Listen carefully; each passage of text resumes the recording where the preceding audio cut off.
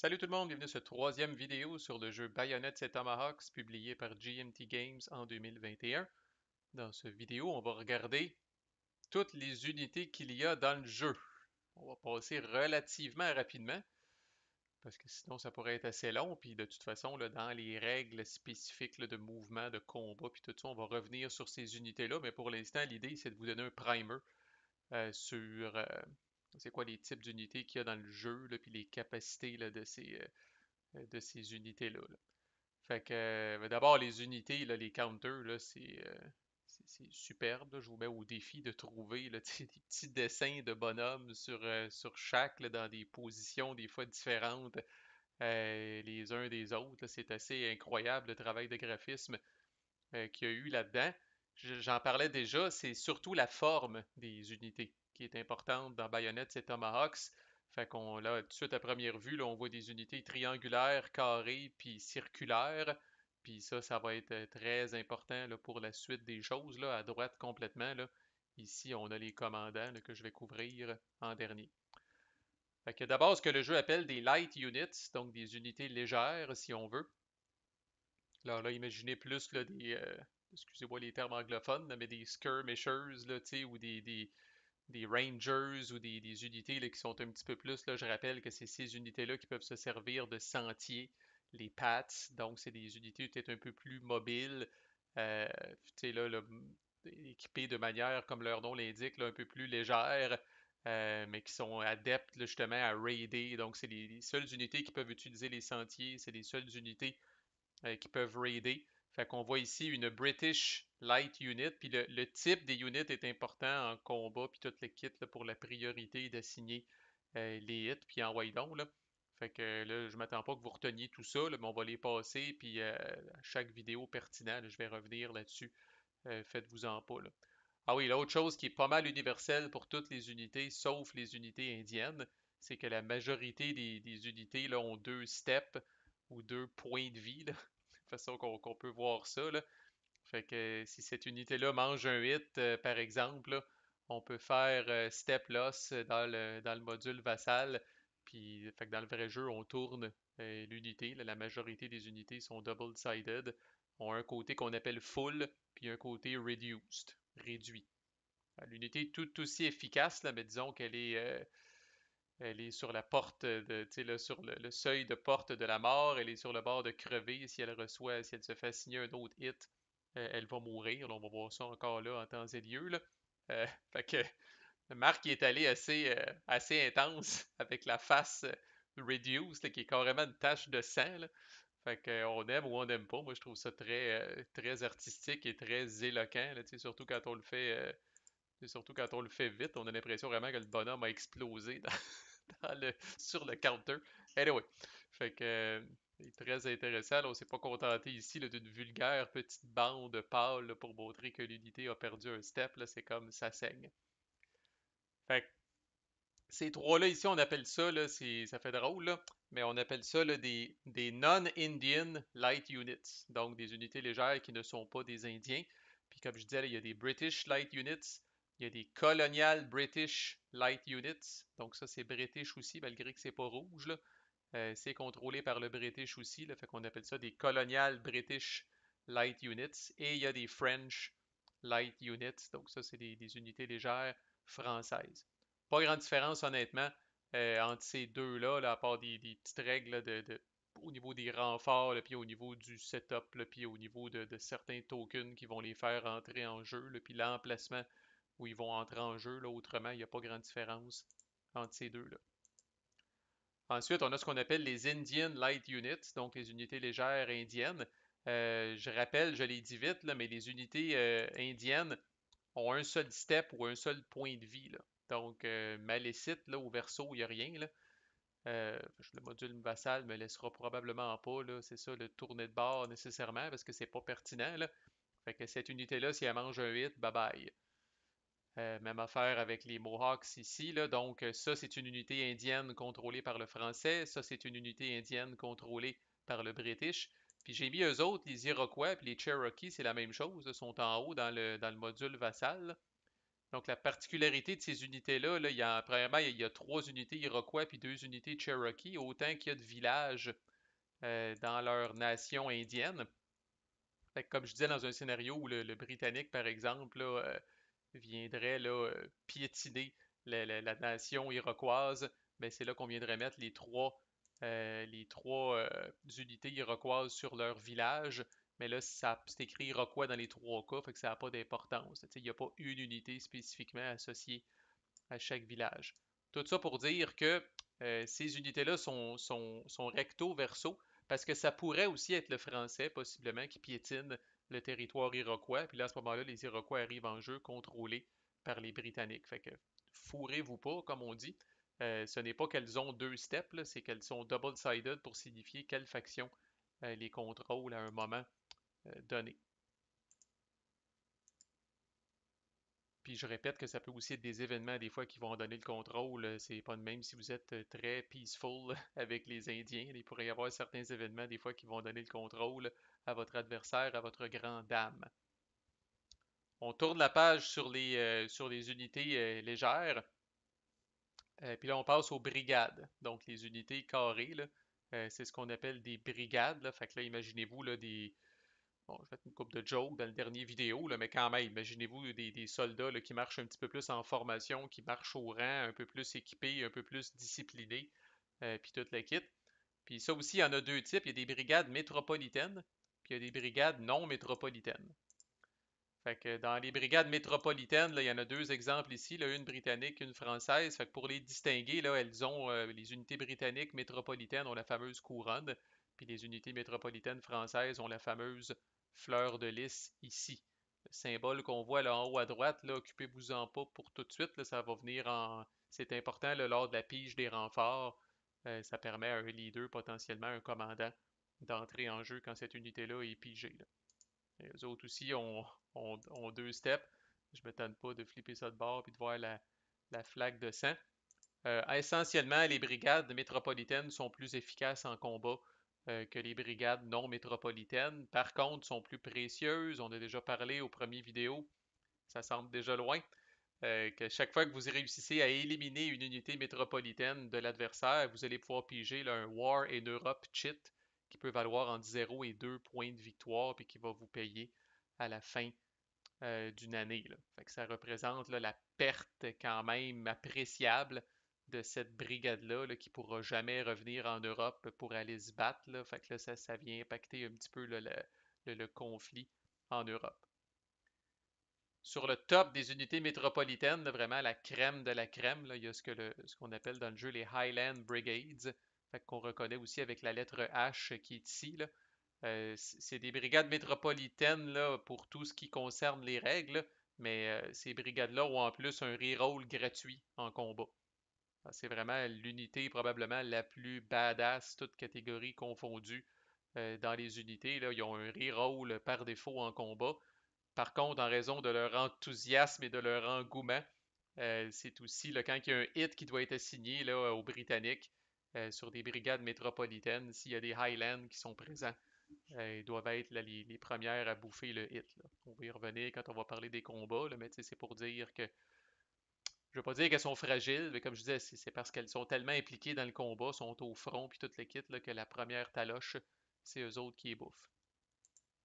Dans les non-metropolitan, non-metropolitan brigades, fait que encore là, il y a les Colonial Brigades britanniques, puis les Colonial Brigades françaises, là, ou les non-metropolitan brigades dans les 2 cas. Là.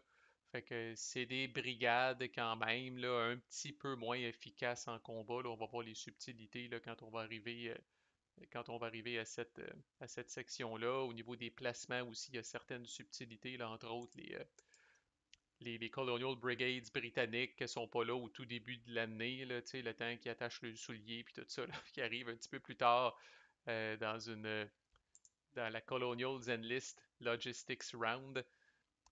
Sinon, là, ils s'en vont temporairement là, bouder dans le Disbanded Colonial Brigade Box. Ça c'est bon. Ensuite, on a les artilleries. Donc, artillerie britannique, artillerie française. Les artilleries, je dirais, presque vital si vous vous battez contre des forts ou des forteresses. Si vous essayez de faire ça, pas d'artillerie, vous allez vraiment en arracher, là. C'est vraiment, là, parce que, tu sais, maintenant, là, à cette époque-là, de traverser des murs, là, ça peut être assez compliqué si on n'a pas des canons comme ça, là. Fait que, donc, les artilleries, très utiles contre les forts, très utiles contre les bastions. Mobilité un peu limitée si on l'a vu rapidement là, dans le vidéo précédent, là, puis je pourrais en reparler, là, mais sur les routes, entre autres, là, euh, par Action Round, il y a une seule artillerie qui peut se promener. Donc, il n'y a pas de route en ce moment. Là. Il y en a une qui est en construction ici, là. Mais si une route avait été construite ici, là, fait que, il y a une seule artillerie qui peut bouger de là à là par Action Round. Ok? Fait que c'est un petit peu plus. C'est un peu moins mobile. Et pour la même raison, si jamais vous subissez un résultat de route, de déroute en combat, vous devez perdre une unité, puis en priorité, il faut que ce soit une artillerie, là, parce que vous essayerez de vous sauver en courant avec de l'équipement de même, là, c'est pas facile, là, tu sais, que pousse, pousse, fait que, tu sais, c'est pas évident, là, fait que, tu sais, fuck it, on laisse les canons en arrière, puis on se sauve en courant. Là. Ensuite, il y a les bastions. Les bastions, bon, là, j'ai exceptionnellement déplacé ce bastion-là de Louisbourg, qui commence la game à Louisbourg, là.